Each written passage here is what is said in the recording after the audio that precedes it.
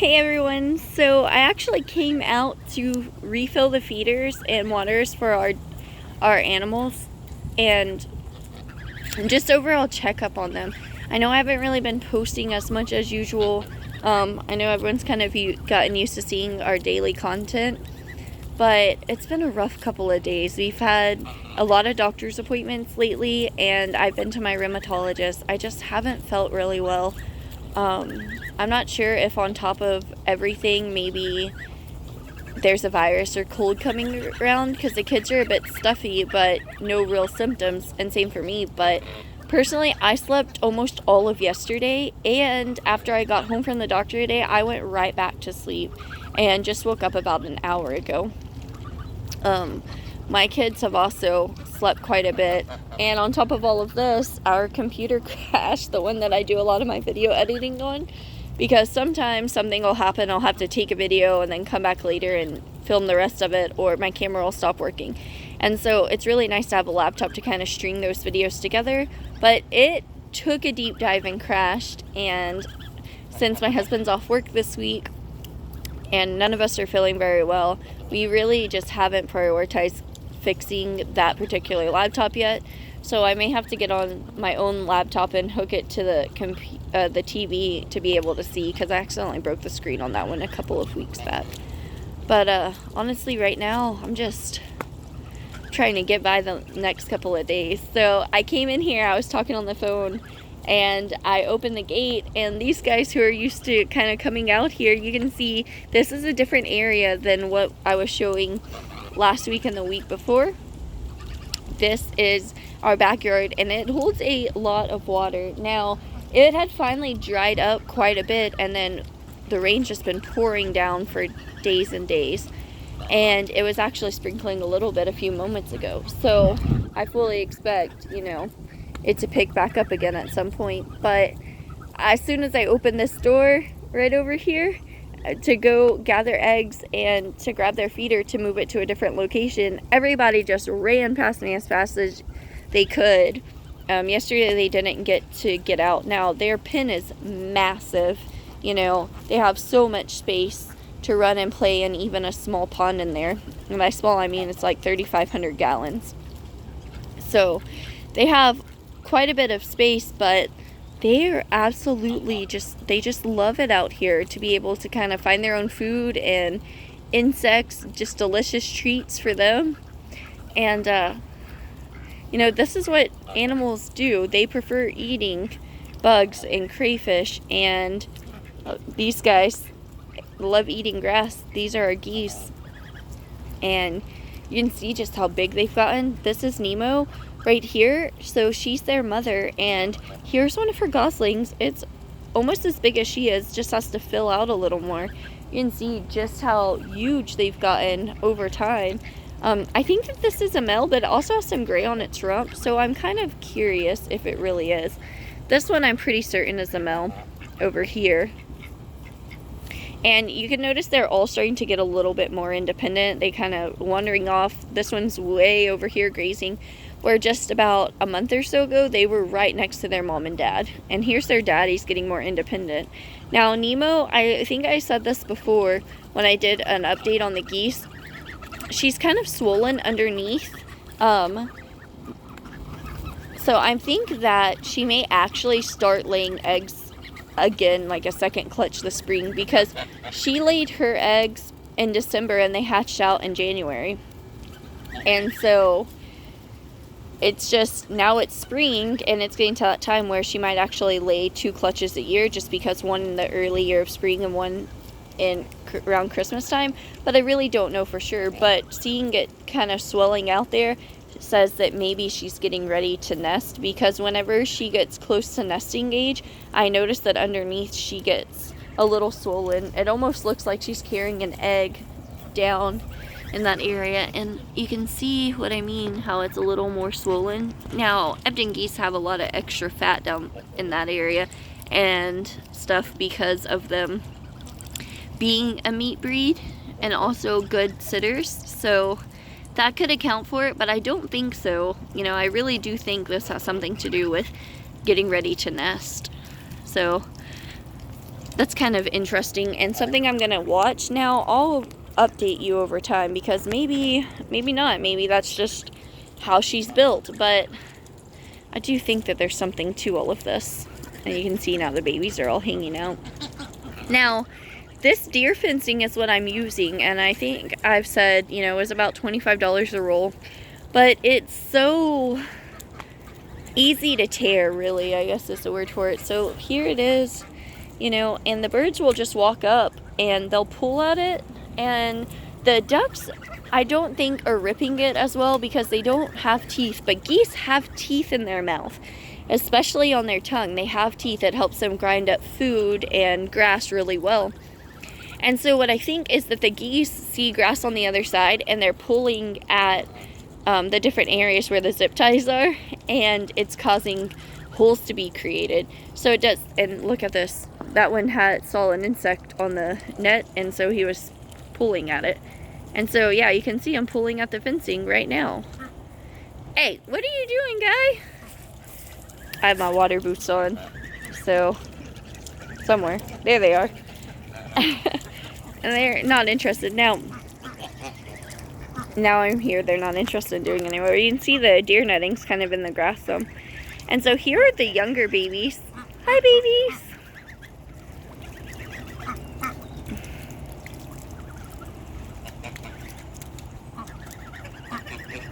Aren't they so pretty?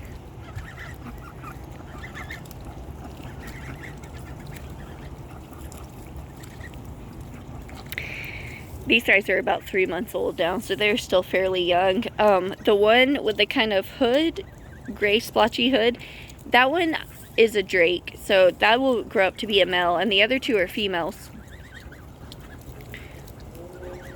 So I think what's going to end up happening is these three and Shaniqua, wherever she is, probably behind me. Oh, she is. Will form their own flock, but I noticed that this lone pekin drake, guys, he was supposed to go in our freezer, and somehow he ended up in the flock, but the geese don't like him. The other drake does not let him anywhere near the flock, so just kind of Shaniqua and him, his name's Quackers, hanging out, and she's grown to like him, so I'm kind of torn on what to do here, you know. Originally we were supposed to hatch out eggs to build a pekin flock, but the incubator ended up going wonky, and like she's picking out stuff that's in the fence. I think that's how it gets torn. And it shot up to like 103 point something degrees, which is insane because our incubators we keep at like 99.5 to 100.5 when hatching eggs, and I candled all the eggs, and there were only 9 that were even seemed to be viable. They were pretty far along. But the issue is those eggs should be hatching like yesterday or today, and there's not a sound, but looks like there's a little bit of movement in a couple of the eggs. So I am thinking that maybe we'll get some ducks. I really do have to recandle them, but I'm not sure how many are actually pekin ducks and how many are just part of our Welsh Harlequin eggs now, because almost the whole incubator that had the pekin duck eggs, almost every one of those eggs had to be thrown out. And so I kind of combined all 3 incubators when we had all of those issues. And I think what it is even though we're on battery backup, if for a certain amount of time we lose power, and with all the storms we've been losing power, it kind of resets the incubators over time. Now they have a backup, so that shouldn't happen for short periods, but for longer periods, it's a mess. And that didn't really seem to affect us during the winter time, so I'm amazed at the issues we're having now. But also, we have another 2 or 3 incubators, 2 for sure, that I've never used before.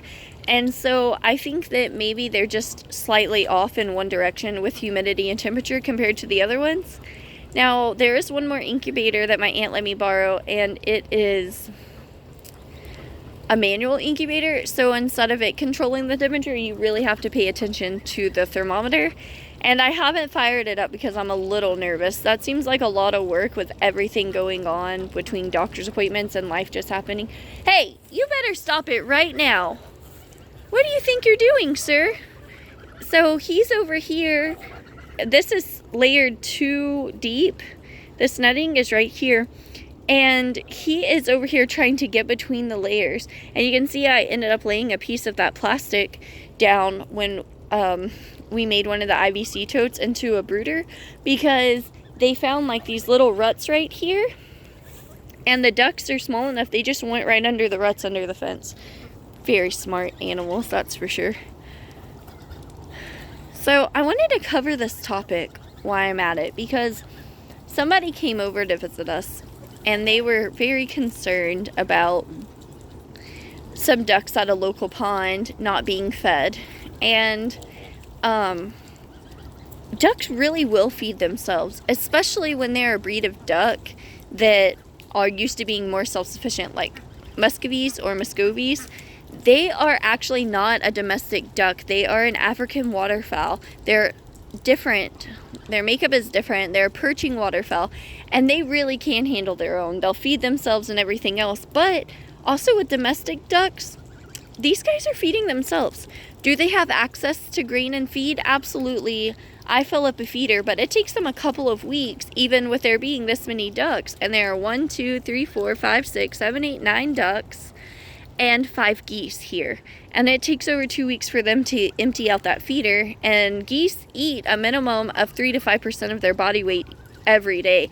And that's just their lazy eating. That doesn't include like when they're actively foraging and really busy and go into town, especially like when they're growing like these goslings are, or during mating season when they're definitely trying to put on some weight so that the hen can nest without getting sick. And also the ganders also take turns on the nest and taking care of the baby, so it's important for them to both maintain their weight and actually gain a little bit extra weight. So I think that can kind of hint to when they may be going into nesting season, because all of a sudden they'll get a little round, and that's just so that they don't lose, you know, that major body weight. Because you think 30 to 50% of your body weight loss, that can be extremely dangerous. So putting on that extra weight, you know, it literally is life-saving. But these guys, look at them. They're feeding themselves. They do that. They like to free range. It's one of those reasons when I see people posting how their birds are strictly vegetarian, I get a little concerned, because that means one of two things. A, they're being fed strictly a grain feed, or just being handed grasses and stuff, you know, or vegetables, which I mean, they can eat vegetables and things, but you have to understand ducks need that protein. That and here that's crayfish, insects. They will eat lizards. I've seen them eat frogs. Some, if they're chickens, they'll eat snakes. Like, they eat all sorts of things. And another thing means that to be absolutely sure that your birds are not eating certain things, you have to keep them locked up all of the time, because the minute that they're on grass, guess what? There are insects, spiders, crickets, grasshoppers, you name it, it's in there. Earthworms, grubs. I mean, there's just stuff everywhere. In Southeast Texas, we have crayfish or crawfish that come up into our yards. They're everywhere, and that's what these guys love to eat.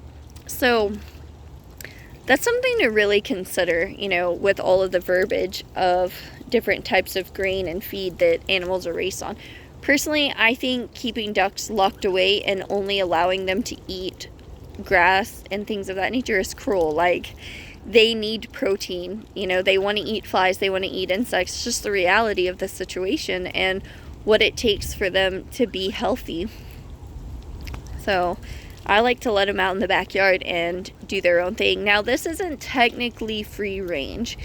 They do have freedom and they're able to kind of walk around in this, but I want them out of my gardens. I also don't want them escaping from our backyard, because we are in the city. And so that means that they're technically, because we put up fencing to keep them in our yard, they're technically not free range. They're technically confined range, which is just a protective version of free range, kind of like using a chicken and duck tractor would also be considered more like a confined range, because technically they're ranging, but they're not free to go and wander wherever they want. Which, if you want a garden and ducks or geese, confined range is the way to go.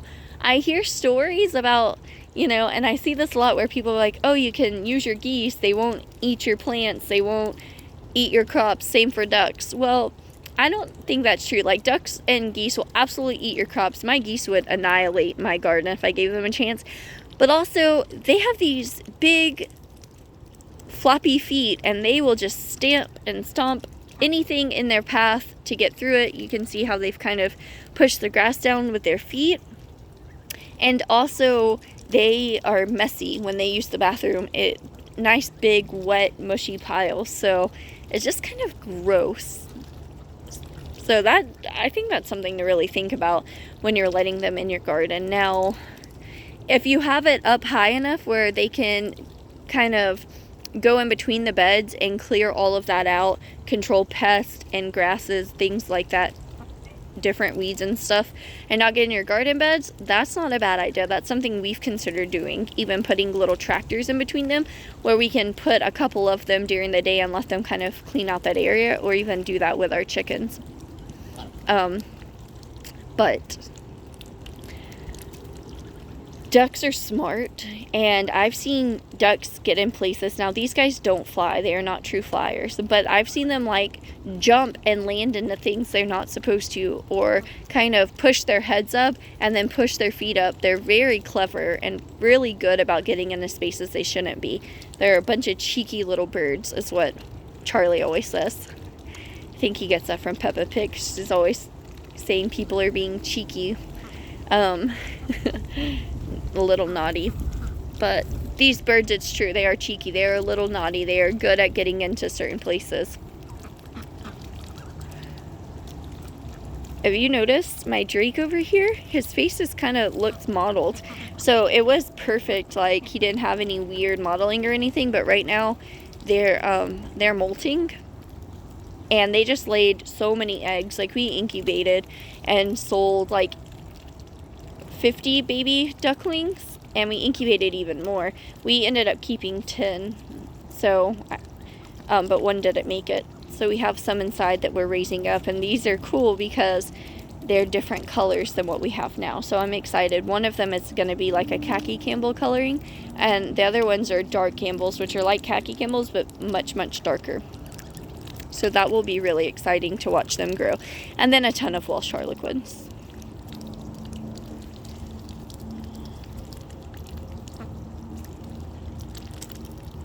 You guys just having the time of your life, huh?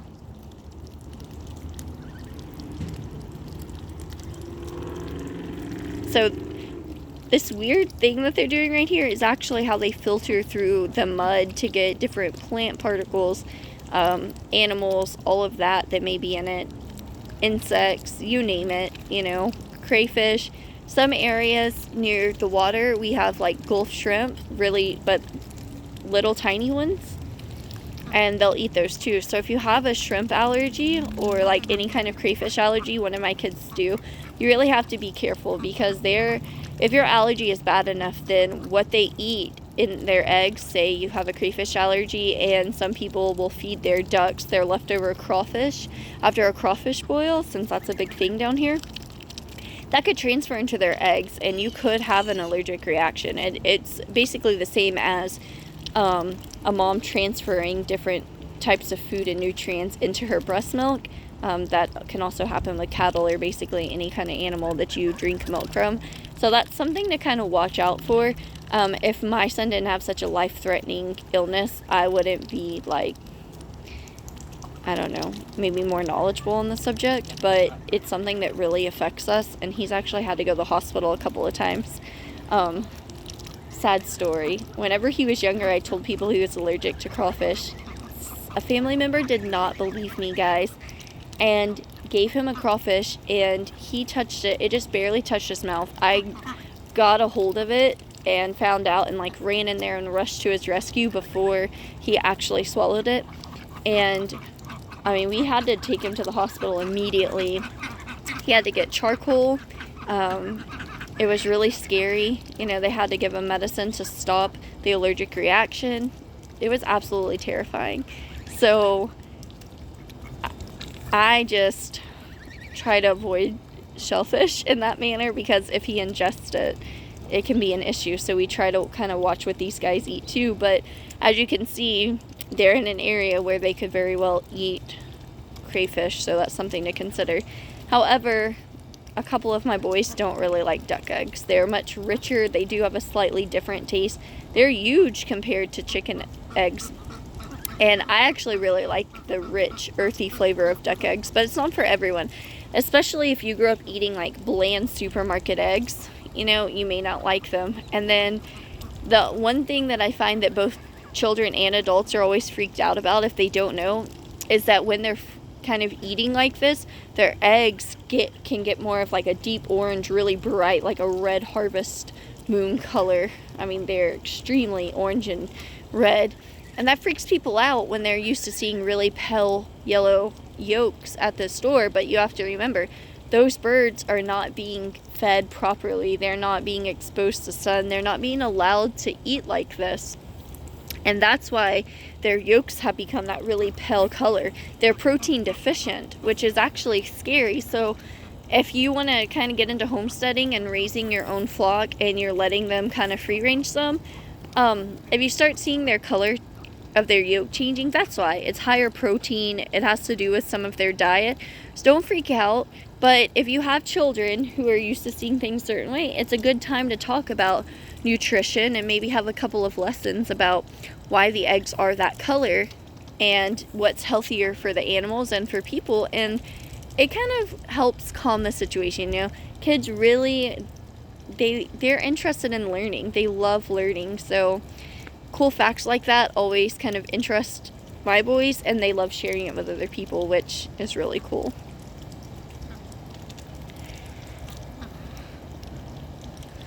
So if you notice, one of these ducks, she has kind of like an eye stripe.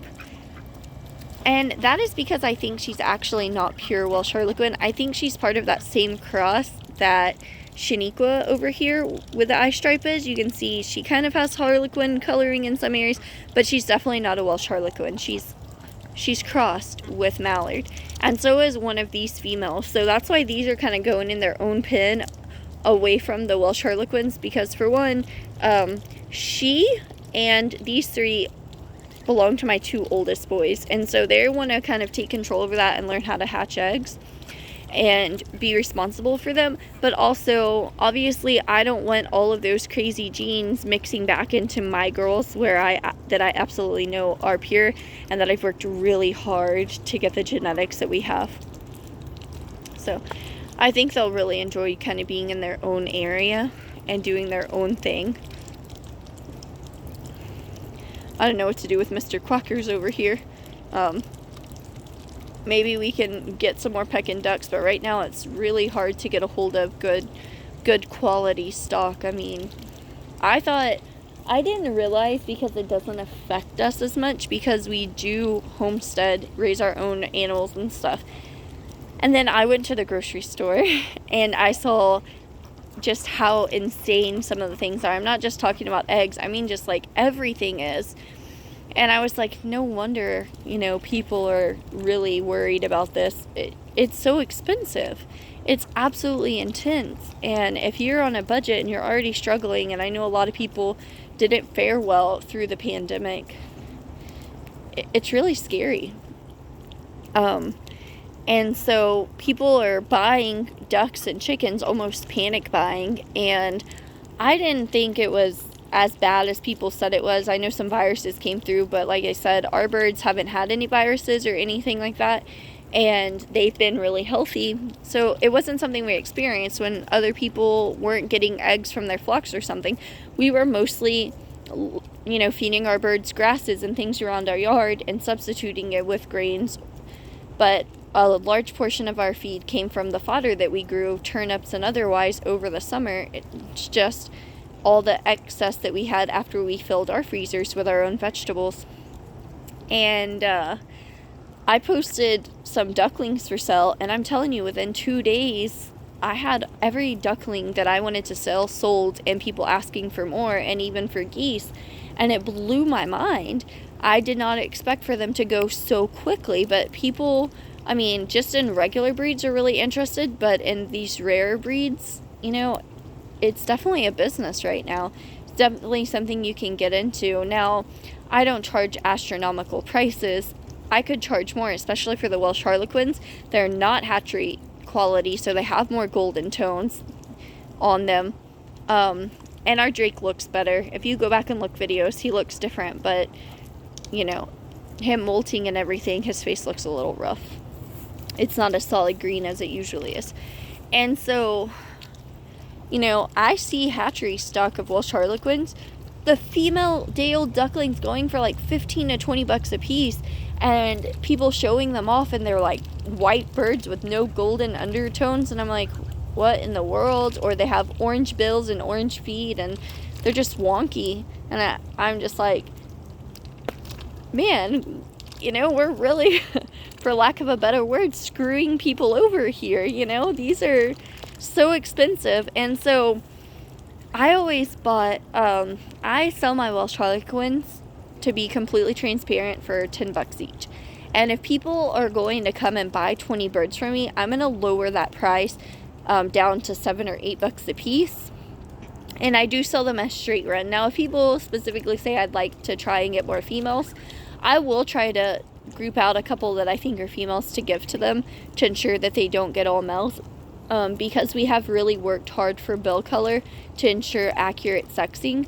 But guys, if you're getting stock from a hatchery that's the wrong color and they have orange feet and orange bills, and you think that they're going to be accurately sexed, you are mistaken.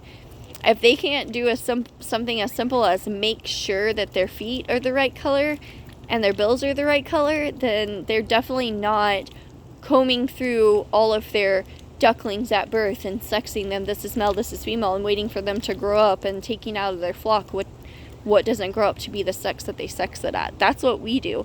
A lot of work goes into that. So I know everyone's like seeing these hatcheries saying, hey, these are 90% accuracy at birth, this and that, and I've shown some videos on it for the ones that are sexed accurately. And even these guys over here, where I think one of them might be more closely related to Shaniqua, guess what? Their bills were sexed accurately at birth, and 2 females and a male, and they grew up, and that was right. So we keep tabs on all of that, and a lot goes into it, because you have to like constantly kind of go over what they look like and everything else. So just saying, I don't want people to get duped and think, oh, these are hatchery quality birds, they're good quality, look at them. You know, I'm sorry, a lot of times they're not good quality, and so people buying these thinking, oh, I'll be able to bill sex them, which is a good reason why I got into them, was because A, they're gorgeous, they're excellent layers, they're smaller, so they have excellent feed conversion, they have a high fertility rate, and if you do your genetics properly, they can be sexed accurately. But that's something you have to work hard for. So I'm just throwing all this information out there because I know how many years we had to work to make this happen, and I don't want somebody going out there and spending $20 on what's supposed to be a good quality female Welsh Harlequin day-old chick and getting surprised when they don't turn out looking like they're supposed to and everything's completely off and wonky. I'm actually kind of horrified at the pricing of some of these poor quality birds. I mean, seriously. And then we have people who are breeding to standard and everything else, and people are like, maybe think they're not as good quality because they're not expensive, or they're surprised they're so expensive, but they'll go and pay astronomical prices at hatcheries, and it always just makes me so sad, you know. And I think it kind of takes away from the breed, because then people are expecting something else, or they see these birds and they're like, oh, are there Welsh Harlequins? Because mine are mostly white, yours must be wrong. And it's like, well, actually, yours are mostly wrong and mine are closer to right. So knowing bird genetics is a lot more important than I think people realize. It really is. And I know I'm kind of going on and on. There's just a lot to say about waterfowl right now. There's so much going on, so much pressure to buy, and kind of hoard birds and everything else. And I'm not sad about it, to be honest. I just want people to have accurate information. I'm actually excited because I love that more people are homesteading to their ability level. If you're in an apartment growing a patio garden, or even a raised garden inside, like maybe a tower with some lights on it where you can grow some lettuce or whatever in your kitchen, or if you have a small amount of land growing there. I mean, we're on 0.68 of an acre in the city, so we have regulations we have to follow. We have to think about, can our animals escape? Where can we have them? Make sure they're not shown in the front yard. And so a lot of what we do is on a smaller scale. Now, things are getting more productive, we're expanding a lot, but still, it doesn't change the fact we're on 0.68 of an acre. So if you even have half an acre, you can do this. If you have a quarter an acre, you can easily have some chickens and grow a pretty substantial vegetable garden. Now, will you be able to grow all these crazy foods that you're used to eating at the supermarket? No, you're going to have to learn how to eat seasonal if you really want to be fed off of your homestead alone. And you're going to have to learn how to preserve and everything else. But we're here to help you with that. I'm excited to show you how you can buy a cheap dehydrator or dehydrate in your oven or baskets, or freeze your food. You know, there are so many options for those of us who really don't have money to invest. And there are more options for people who have a little money. Maybe you can buy a freeze dryer. We're not in that position yet. We'd like to be one day, but I know a lot of people may never be in that position. I think that's something that we all really have to think about. But don't be ashamed to homestead or garden to your capacity. It may be a lower capacity than someone else. Mine is definitely lower than someone who even has an acre or maybe doesn't live in the city and have to follow such strict regulations. You know, so that's just some stuff to consider. And, you know, I hope it kind of helps you guys out or encourages people to not give up and to kind of homestead and do what you want. If you're just getting into this and getting started, that's cool. You know, I'm not going to be a gatekeeper. I think that everyone should have the opportunity to raise their own food, do what's best for their families. And I think that that's something we should talk about more, is how hard it can be to find information, because there is some gatekeeping going on in the farming and homesteading communities, and I don't think that's fair. I think this information should be available to everyone. You know, if you want the knowledge and you're seeking the knowledge, then why not? You know, there's absolutely nothing wrong with that. So I'll leave you with those words of wisdom, or whatever you want to call them.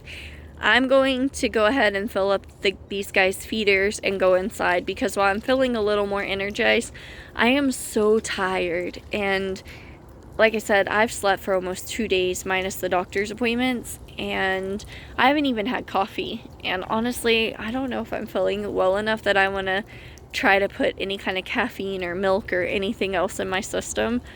I'm just exhausted. So I figured I'd come out here, and since these guys decided to come out here and kind of range a little bit while I was doing some chores, it seemed like a good opportunity to kind of show you around and what's going on. So I hope the rest of y'all are well and healthy.